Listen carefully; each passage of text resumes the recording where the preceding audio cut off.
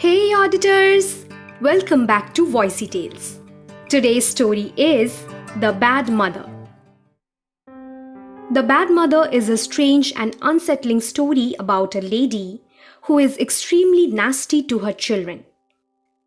The story of the Bad Mother, which I am about to relate to, is not well known, but it is still real. If you have a heart of steel, iron nerves, and the soul of a sumo wrestler, then sit down, make yourself comfortable, and hear this story. But if you are weak-minded or fear cruelty and blood, then you must not listen to my tale. Many years ago, in a small town in Spain, there was a lady named Rosa who lived in a hut. She raised 4 children with her husband, which included 2 sons and 2 daughters. Her eldest son was named Francisco. Xavier was next, followed by Maria, and the youngest was Lucia. Those who knew Rosa said that she was a nice lady, but after the death of her husband, she slowly began to go insane. Little by little, she began to treat her children worse and worse. The young boys and girls were terrified of her, because whenever they did even the slightest thing wrong, Rosa would fly into a rage and hit them so hard that their cries could be heard echoing throughout the house. The neighbors were aware that Rosa was a bad mother, but they had no way of knowing just how bad she could become. One night, the weather forecast on the radio predicted heavy hail, heavy snow, and widespread thunderstorms. It was very cold, and Rosa told her children to take the axes out of the woodshed because they were going into the forest to chop some firewood. The children knew that their mother would get angry if they did not listen to her. Within minutes, they were waiting outside, armed with flashlights, bags, and axes. They also brought some rotten meat with them in case they encountered a wild animal. Once they had reached the middle of the forest, Rosa took her son Francisco aside. "Francis, you come with me. And the rest of you cockroaches, just look around for some wood." Without another word, Francisco grabbed his bag and followed his mother. When they were out of sight of the other children, the mother turned to him and said, "Francisco, hold out your bag and stand perfectly still." He held out the bag and his mother walked behind him. "I hope you understand what I'm about to do. Your father was the only one walking, and without his income, we are all lost. In our house, there are too many mouths to feed, and I'm starving. Sorry, but at the same time, no regrets." With that, his mother picked up the axe and swung it at her son's head. It sliced cleanly through his neck, and his severed head fell into the bag he was holding. Then Francisco's body collapsed in a heap on the snow, still clutching the bag. The mother used some snow to wash the blood off her axe and then ran back to her other children. "My children, Francis was eaten by a bear. It's not safe out here. We better go home." The poor children had no idea what their mother had done. They cried all the way home, mourning the loss of their older brother. They were unaware of what the fate had in store for them. At home, when the children were bathing and grooming themselves upstairs, Rosa called Xavier and told him that she needed help in the kitchen. Xavier, who was always an obedient child, ran downstairs as fast as he could.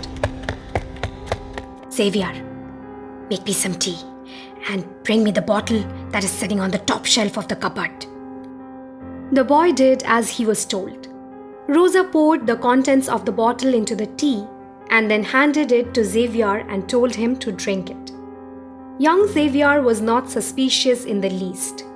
He took the cup his mother handed him and swallowed it in one gulp. He had no way of knowing that his evil mother had poisoned it with deadly cyanide.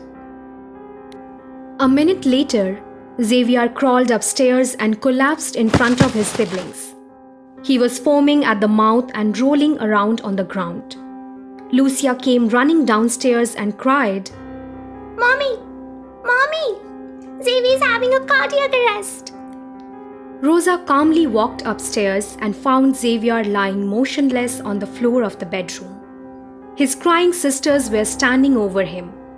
The mother gave his corpse a kick and told the girls that their brother was dead.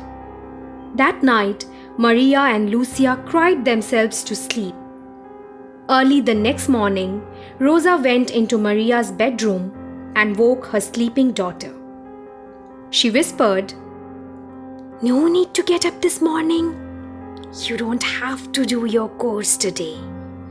Do you hear me, my pretty little princess?" Maria nodded as Rosa sat down on the corner of her bed and began to sing her a lullaby.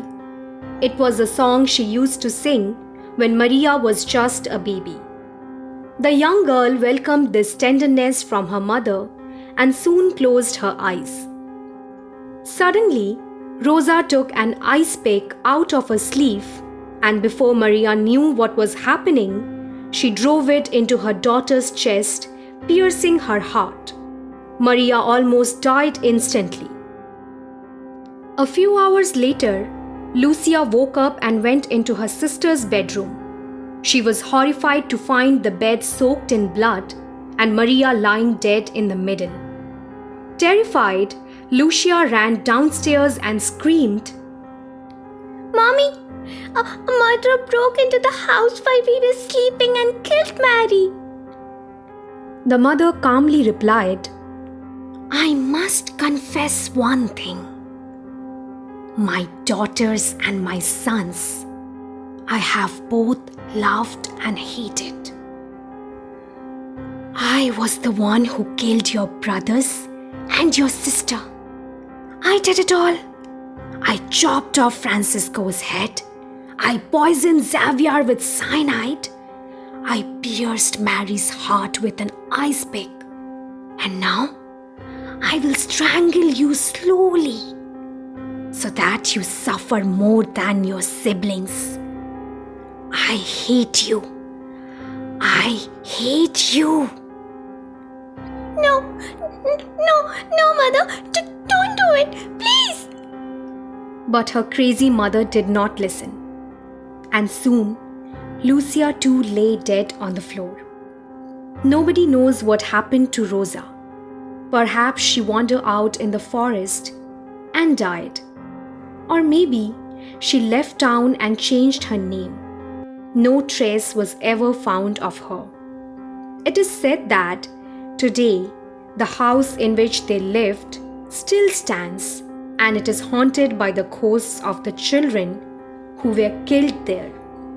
Local people say that if you go out into the forest and say Francisco 5 times, the ghost of a headless boy will appear behind you and chop off your head with an axe. That was it for today. Hope you liked the story. And if you did, don't forget to hit the like button, comment, share, and subscribe.